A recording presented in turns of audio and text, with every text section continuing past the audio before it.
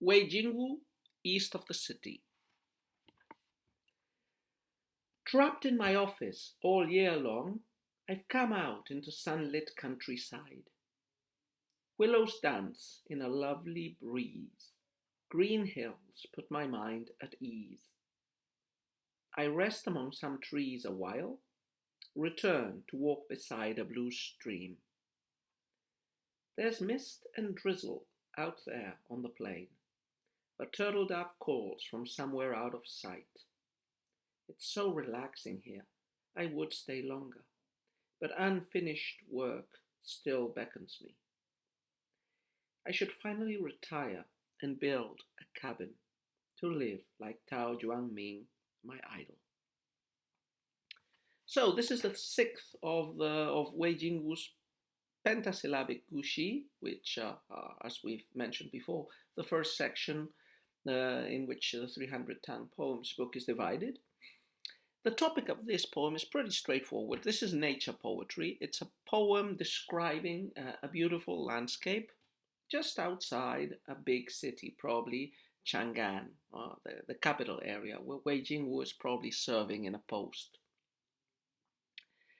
That's the main topic, describing nature and the relaxing, we could almost say the therapeutic effect of nature on the senses of a busy man. And minor topics are the desire for retirement, in the last couplet mainly, and the drudgery of work and office and of responsibility, which Wei Jingwu suffers, and from which this day out in nature gives him a little bit of a respite. So let's, as I say, for the background of this poem, we might assume that Wei Jingwu is serving in the capital or near the capital. In fact, in my first reading of this poem, I thought east of the city meant east of Chang'an. Another version of this poem by another translator says that he was serving in a city to the west of Chang'an. So this east of the city would be east of that probably town in which he was serving and west of the capital. But anyway, in the rural outskirts of the capital area region, Guangzhou, the land within the passes. So let's go couplet by couplet, as we usually do.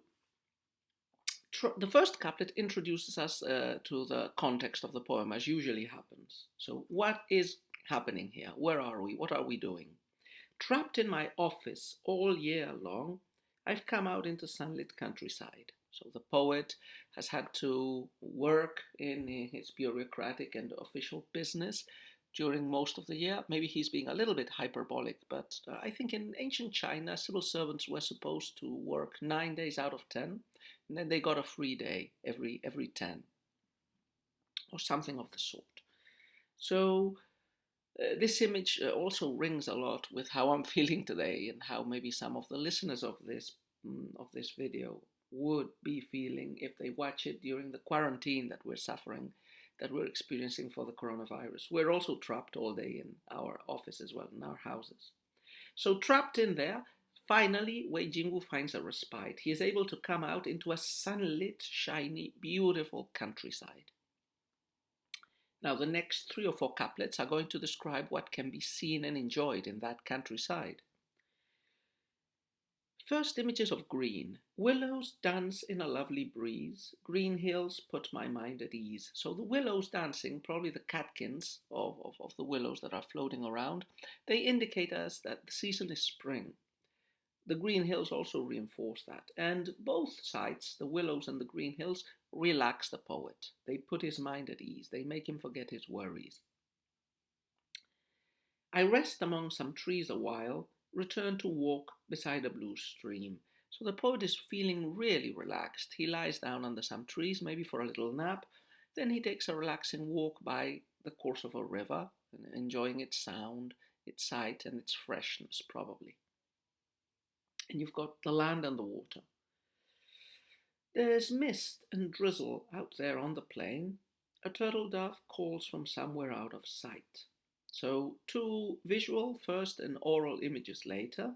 You can see mist and drizzle, so fine mist-like clouds and a little bit, not too much, a little bit of rain. And also a bird singing, which cannot be seen. The next couplet synthesizes and puts an end to the descriptive part of the poem. It's so relaxing here. I would stay longer, but unfinished work still beckons me. So the poet is really, really enjoying his experience with nature, which is, we could say, not only an experience of relaxation, but for Chinese, this usually has religious or metaphysical overtones. Communion with nature generally goes hand in hand with Taoist religious ideas of connecting with the real essence of the cosmos and of uh, joining in the fluxes and cycles of nature and on following one's real nature. But anyway, the poet is, after all, a scholar official. He's a Confucian. He's serving in office. So, however much he enjoys the outing, there's unfinished work, there's unfinished business. So, he has to go back to that life of drudgery, trapped in his office all year long. But the last couplet leaves the door open to hope, at least if not for the present, for the future. I should finally retire and build a cabin to live like Tao Ming, my idol.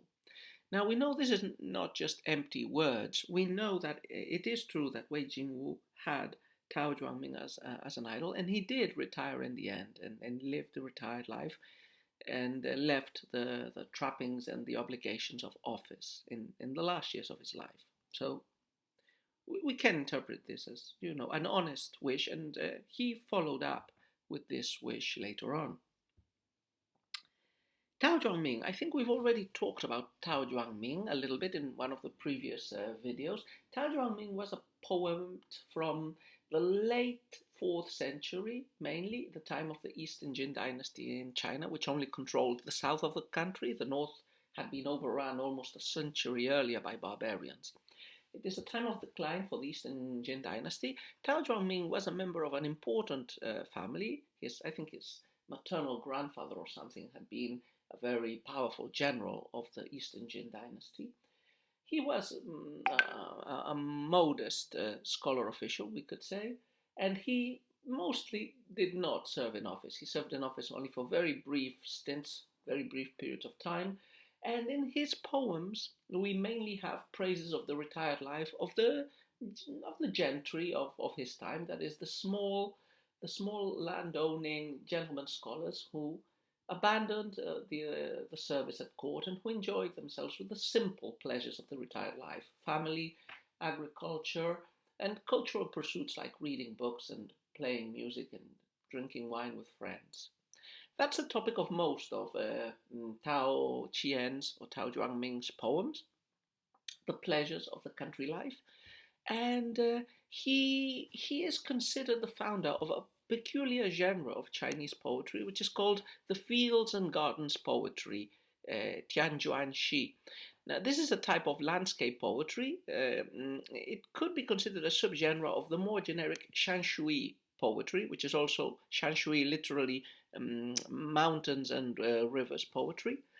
As opposed to that genre, whose greatest representative is probably Shailing Yung, the Fields and Gardens poetry is about a more close, a more domestic nature. That is, the nature of gardens, of backyards, of the cultivated countryside, whereas Shanshui is more about pure nature, which is not cultivated or subject to human desires. As we say, Tao Ming is the best representative of this poetry and of the poetry of retirement. And Wei Jingwu took him as a model. Many others took him as a model as well. He would become the epitome of the retired scholar official. And in this poem, we have that spirit, the nature through which Wei Jingwu is passing and spending the day is not a wild nature of mountains or jungles or forests. No, it's east of the city. It's the countryside, which is probably semi-cultivated or cultivated. So altogether a nice poem. I wouldn't say that there is any specific image that I find peculiarly alluring in the poem, but I like how the images of the countryside are juxtaposed. First with the green colors and the lovely breeze, then with the trees and the rivers, then with the mist and the drizzle and the music. There is a sense, perhaps, in which the juxtaposing images of the countryside tend to become more ethereal, more evanescent as they move along. So the first ones are pretty solid, especially the hills, and then the trees and the streams are more performative if you want, because it's not just looking at willows and green hills, but now moving, sleeping under the trees, walking besides the stream, and then we get those more ephemeral, more ethereal mist and drizzle, meteorological phenomena, and a song from afar. So yeah, quite a nice poem for describing nature. And tomorrow we will finish the group of poems by Wei Yingwu with a slightly longer poem. See you tomorrow.